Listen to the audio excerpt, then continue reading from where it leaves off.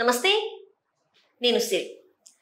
ఇప్పుడు చూస్తున్నట్టయితే కా సినిమా తర్వాత కిరణ్ అబ్బవరం గారి సినిమా ఏదైనా ఉందంటే మళ్ళీ దిల్రుబా. సో దీని మీద అయితే చాలా వరకు చాలా ఎక్స్పెక్టేషన్స్ తోనైతే ఈ సినిమాని రిలీజ్ చేశారు. మరి నిజంగా ఈ సినిమా ఎక్స్పెక్టేషన్స్ కి రీచ్ అయిందా లేదా అనే అంశాన్ని రివ్యూని మనకు తెలియజేయడానికి మనతో పాటు ఉన్నారు ప్రముఖ సీనియర్ జర్నలిస్ట్ యజ్ఞమూర్తి గారు. నమస్కారం సార్. నమస్తే సార్. ఇప్పుడు చూస్తుంటే కాతోని మంచి ఫామ్ లో ఉన్నారు కిరణ్ అబ్బవరం గారు. సో ఇప్పుడు దిల్రుబాతోని మన ముందుకు వచ్చారు. మరి ఈ సినిమా ఎట్లా ఉంది? కా తర్వాత ఈ సినిమా మన ముందుకు రావడంతో సహజంగానే పోలికలు అనేవి చేస్తుంటారు జనం. ఎందుకంటే కా అనేది కంటెంట్ వైజ్గా చూసుకున్నా ఏదైతే ఒక కొత్తదనం కోసం ఎదురు చూస్తూ ఉంటామో అలాంటి కొత్తదనం ఇచ్చిన సినిమాగా ఆ కా అనే సినిమా మంచి పేరు సంపాదించుకుంది. కమర్షియల్గా హిట్ అయింది. క్రిటికల్గా కూడా అందరూ ప్రశంసలు పొందినటువంటి సినిమాగా మనం చెప్పుకోవాలి. నిజంగానే ఒక డిఫరెంట్ జానర్లో ఆ అబ్బాయి కూడా చాలా బాగా చేశాడు. కిరణ్ అబ్బవరం అంటే పేరు కూడా ఆ సినిమా సంపాదించుకుంది. సో ఇప్పుడు యాక్చువల్ నిజం చెప్పాలంటే ఇది కా తర్వాత చేసిన సినిమా కాదు. అతను కా కంటే ముందే ప్రారంభించినటువంటి సినిమా, దానికంటే ముందే ఒప్పుకున్నటువంటి సినిమా. విడుదల అవటంలో ఆ మేకింగ్లో కానివ్వండి, బిజినెస్ వ్యవహారాల్లో కానివ్వండి కొంచెం ఆలస్యమై ఇప్పుడు రిలీజ్ అయింది, ఇప్పుడు ముందుకు వచ్చింది. కా తర్వాత ఏమైందంటే అంతకుముందు ఈ సినిమా షూట్ చేసినప్పుడు మళ్ళీ మనకు అందిన సమాచారం ప్రకారం కొంత మళ్ళీ రీషూట్ చేశారు, కొంత మళ్ళీ మార్చుకున్నారు. ఎందుకంటే దాంతో వచ్చినటువంటి ఇమేజ్ వేరు కాబట్టి. అంతకుముందు కొన్ని విమర్శలు ఎదుర్కొన్నాడు తను. మొదటి 2 సినిమాలు కూడా బాగానే ఉన్నాయి, బాగా చేశాడనే పేరు సంపాదించుకున్నాడు. కానీ తర్వాత వచ్చిన సినిమాలు ఏవి కూడా ఆ ఎక్స్పెక్టేషన్స్ తగ్గట్టు ఆడలేదు. సో కాతోటి మళ్ళీ బౌన్స్ బ్యాక్ అయ్యాడు అనేటువంటి పేరు వినిపించింది. ఇక ఈ సినిమాకి వచ్చేటప్పటికి ఇందులో కొత్తదనం ఏమీ మనకు కనిపించదు. చెప్పాలంటే ఎన్నో సినిమాల్లో మనం చూసినటువంటి ఆ కథలు, ఆ క్యారెక్టరైజేషన్ ఈ సినిమాలో కూడా కనిపించింది. ఆ రకంగా చూసుకుంటే ఫస్ట్ హాఫ్ వరకు కొంచెం ఫన్ ఎలిమెంట్ తోటి కొంత వినోదాత్మకంగా ఎంటర్టైన్మెంట్గా ఆ ఎంటర్టైన్మెంట్ అందిస్తూ మనకి ఫస్ట్ హాఫ్ ఇంటర్వెల్ పడినప్పుడు పర్వాలేదులే సెకండ్ హాఫ్ కూడా చూడొచ్చు అన్నటువంటి అభిప్రాయం కలిగిస్తుంది. ఎప్పుడైతే మనం ఆ సెకండ్ హాఫ్ కూడా చూస్తూ ఉంటే వెళ్ళే కొద్దీ టైం గడిచే కొద్దీ మనకి ఆ పేషెన్స్ లెవెల్స్ కూడా మనం పెంచుకోవాల్సినటువంటి అవసరం కనిపిస్తుంది. అంటే అలాంటి డౌన్ అయితే వచ్చిందన్నమాట. గ్రాఫ్ అనేది ఒకసారి పైకి వెళ్ళి మామూలుగా అయితే టేక్ ఆఫ్ అయిన తర్వాత అలా గ్రాడ్యువల్గా వెళ్ళి మళ్ళీ సెకండ్ హాఫ్ ఒకవేళ కొంచెం ఫ్లాట్గా ఉన్న క్లైమాక్స్ తోటి మళ్ళీ అప్ ఎక్కితే అది ఖచ్చితంగా మైండ్లో ఉండిపోయి, ఆడియన్స్ మైండ్లో ఉండిపోయి దానికి ఖచ్చితంగా పాజిటివ్ టాక్ అనేది స్ప్రెడ్ అవుతుంది. ఇది స్టార్టింగ్లో హైలోకి వెళ్ళి తర్వాత క్రమేపీ డౌన్ అయిపోతూ వచ్చింది. ఈవెన్ క్లైమాక్స్ కూడా అలాగే ఉంటుంది.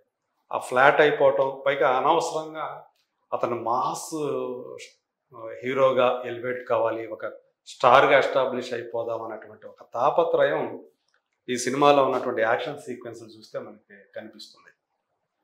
ఒక అబ్బాయి ఒక పెళ్లి చేసుకోవాలనుకుంటాడు, కానీ అనివార్య పరిస్థితుల్లో కొన్ని రకమైనటువంటి పరిస్థితుల కారణంగా విడిపోతారు, బ్రేకప్ అయిపోతారు. ఆ అమ్మాయి అంటే ఇతను మొదటి లవరు ఎక్స్ లవర్ అయిపోతుంది. ఆ అమ్మాయి వేరే లైఫ్ ఉంటుంది, పెళ్లి చేసుకుంటుంది. సో ఆఖరికి ఒక ప్రెగ్నెంట్ కూడా అవుతుంది. ఇంకా ఇతను దాని నుంచి బయటపడి తన సొంత లోకంలోకి రావాలనే ఉద్దేశంతో అతను బెంగళూరుకి వెళ్ళి అక్కడ మళ్ళీ ఒక కాలేజీలో చేరతాడు హైయర్ స్టడీస్ కోసం. అక్కడ మళ్ళీ ఒక అమ్మాయి, ఆ ప్రాంతానికి చెందినటువంటి ఒక సర్కిల్ ఇన్స్పెక్టర్ కూతురు, అక్కడ మళ్ళీ ఒక అమ్మాయి పరిచయం అవుతుంది. ఆ అమ్మాయితో అతను అంటే మొదట ఒక కాన్ఫ్లిక్ట్, నాకు ఇంకా ప్రేమ వద్దు, దోమ వద్దు అనుకున్నటువంటి అబ్బాయి మళ్ళీ ఆ రెండోసారి ఎలా ప్రేమలో పడ్డాడు, అది కూడా బ్రేకప్ అయ్యే పరిస్థితి ఎలా వచ్చింది. చివరికి ఎవరైతే ఎక్స్ లవర్ ఉన్నారో ఆ అమ్మాయి మళ్ళీ ఇతని జీవితంలోకి ఎందుకు వస్తుంది, ప్రెగ్నెంట్ అయినప్పటికీ కూడా.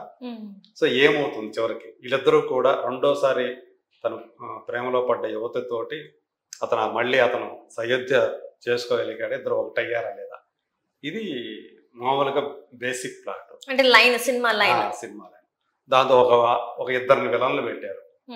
అందులో కిల్లి కృపారాణి గారు అబ్బాయి, అబ్బాయి పేరేంటి, క్రాంతి. ఆ అబ్బాయి ఒక విలన్, ఆ కాలేజీలో వీళ్ళ కో స్టూడెంట్. అలాగే ఇంకొక విలన్ ఉంటాడు, అతను ఒక డ్రగ్ పెడలర్. ఆ క్యారెక్టర్ని జాన్ విజయ్ అనే అతను చేశాడు.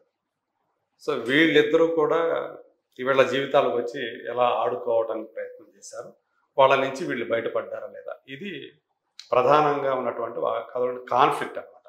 సో దీనికి ఏం చేశాడంటే, హీరోకి ఒక యాంగర్, ఇప్పుడు అర్జున్ రెడ్డిలో హీరోకి ఎలా అయితే ఆ యాంగర్ మేనేజ్మెంట్తో బాధపడుతూ ఉంటాడో, దాని స్ఫూర్తితోటి ఈ క్యారెక్టర్ ఏమైనా అల్లుకున్నారేమో అన్నట్టుగా అనిపిస్తుంది. కాకపోతే అందులో హీరో ఒక తాగుడికి బానిస అయిపోతాడు. ఇందులో అలాంటి వ్యసనాలు ఏముండవు, కానీ బట్ ఆ కోపాన్ని అణుచుకోలేనటువంటి యువకుడుగా మనకి ఇందులో హీరో, అతని పేరు సిద్ధు, సిద్ధార్థ రెడ్డి, అందరూ సిద్ధు అంటారు.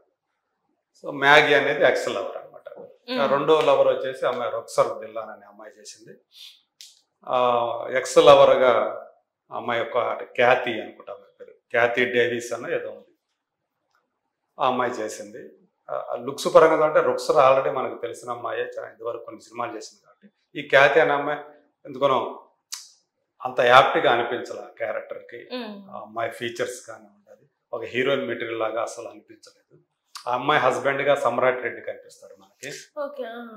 కొన్ని సినిమాల్లో అతను చూసాడు, బిగ్ బాస్ నుంచి కూడా పంచాక్షరిలో అనుష్క హస్బెండ్ చేశాడు అతను.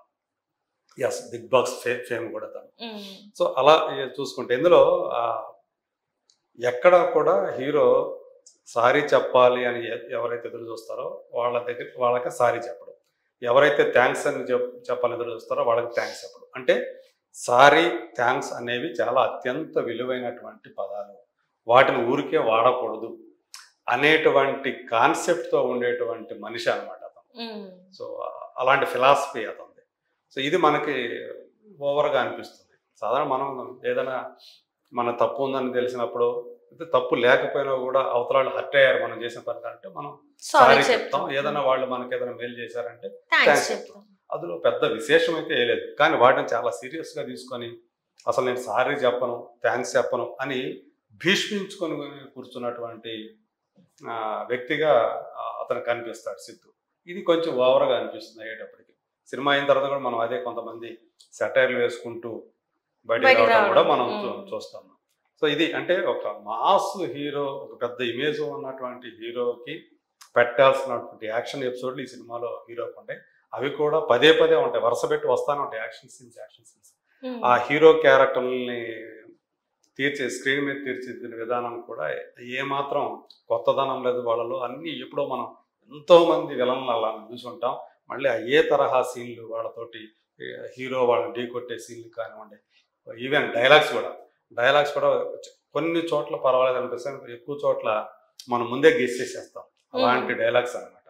అంటే మోసకొట్టుడు డైలాగ్స్ అంటాం కదా, సీన్లు అలాగే ఉంటాయి, అవి కూడా డైలాగ్స్ కూడా అలాగే ఉంటాయి. కానీ ప్రొడక్షన్ వాల్యూస్ మాత్రం చాలా క్వాలిటీతో మనకు కనిపిస్తాయి, రిచ్నెస్ కనిపిస్తుంది సినిమాలో. అలాగే శ్యామ్ సిఎస్ మ్యూజిక్, ఆ మ్యూజిక్ పరంగా, బ్యాక్గ్రౌండ్ స్కోర్ పరంగా మనం అతనికి ఖచ్చితంగా డిస్టింక్షన్ ఇవ్వచ్చు. శ్యామ్ సిఎస్ తను బాగా చేయగలడు బ్యాక్గ్రౌండ్ స్కోర్. సో ఈ సినిమాకి ప్లస్ ఏదన్నా ఉందంటే నాకు అదొకటి కనిపించింది. అదర్వైజ్ ఇంకా ఇందులో చెప్పుకోవడానికి ప్లస్ పాయింట్స్ నాకైతే అంటే కిరణ్ అబ్బవరం గారి పర్ఫార్మెన్స్ వైజ్ గా కానీ, లేకపోతే heroines performance, technical values, music మాత్రమే అంటే బ్యాక్గ్రౌండ్ స్కోర్ మాత్రం బాగుంది అని చెప్పేసి ఒక్క పాజిటివ్ చెప్పారు. సినిమాటోగ్రఫీ కూడా ఓకే, బాగానే ఉంది. అది కూడా ఈ రెండు తప్ప టెక్నికల్ గా ఇంకా చెప్పుకోవడానికి కూడా లేదు. ఎడిటింగ్ సెకండ్ హాఫ్ మొత్తం దారి తప్పిపోయిందని, అంటే తను గ్రహించలేదు, ఇదంతా బోరింగ్ వెళ్తుంది, మొత్తం అంతా కూడా ట్రాక్ తప్పిపోయింది అనే విషయాన్ని ఎడిటర్ కూడా గ్రహించుకోలేదు. ఒకవేళ డైరెక్టర్ ఇచ్చినటువంటి ఆ సీన్స్ మాత్రం తను ఎడిట్ చేయాలి కాబట్టి అతను కూడా చేయగలిగింది ఏమీ లేదనిపిస్తుంది. డైరెక్టర్ విశ్వకరుణ్ అనే అతను ఈ సినిమాకి దర్శకుడు. సో తను అంటే కొత్తదనం ఏమాత్రం చూపించలేనటువంటి ఒక సబ్జెక్ట్ ఎంచుకొని, కాకపోతే ఇక్కడ ఒకటి ఏంటంటే ఎవరైతే ఎక్స్ లవర్ ప్రెగ్నెంట్ అయి ఉంటుంది కదా, ఆమె హీరోకి సాయపడదామని రావటం, తన దగ్గరే ఉండటం అనేది ఇది కొంచెం ఇప్పటి జనరేషన్ తగ్గట్టుగా ఏమైనా ఆలోచించే వాళ్ళకి దగ్గరగా అదొక్కటే అనిపిస్తుంది. కానీ మిగతా అంతా అదర్వైజ్ స్టోరీ సన్నివేశాలు కానివ్వండి, కథాంశం కానీ, ఈవెన్ హీరోయిన్ల క్యారెక్టరైజేషన్, సాధారణంగా హీరోయిన్ మీద ప్రేమలో పడ్డ వాళ్ళు వచ్చేటువంటి కాన్ఫ్లిక్ట్లు వీళ్ళ మధ్య ఉంటాయి. చిన్న చిన్న ఈగోలకు పోయి విడిపోతుంటారు. మళ్ళీ అంటే వాళ్ళు మొదటిసారి మనకు ఎలా కనిపిస్తారో ఆ క్యారెక్టరైజేషన్ అది కంటిన్యూటీ ఉండాలి. ఆ కంటిన్యూటీ కనిపించదు ఇక్కడ, అది పెద్ద లోటుగా కనిపిస్తూ ఉంది. సో అంటే ఓవరాల్ గా ఈ సినిమాకి మీరు ఇచ్చే అంటే 5 అవుట్ ఆఫ్ 5. ఈ టెక్నికల్ గా ఈ 2 అంశాలు బాగానే ఉండే. ఆ అబ్బాయి అంటే ఆర్టిస్టులు పర్ఫార్మెన్స్ పరంగా వాళ్ళ లోటుపాట్లు ఏమీ లేవు. వాటిని అలా తీర్చిదిద్దిన దర్శకుడిది, అలా రాసిన రైటర్ తనే కాబట్టి, రైటర్ కూడా, సో వాళ్ళదే కాబట్టి పర్ఫార్మెన్స్లు అలాగే ఈ 2 టెక్నికల్ ఆస్పెక్ట్లు చూసుకుంటే నేను అవుట్ ఆఫ్ 5 ఈ సినిమాకి నేను ఇచ్చే rating 2. Right sir, right. Thank you so much sir. Thank you.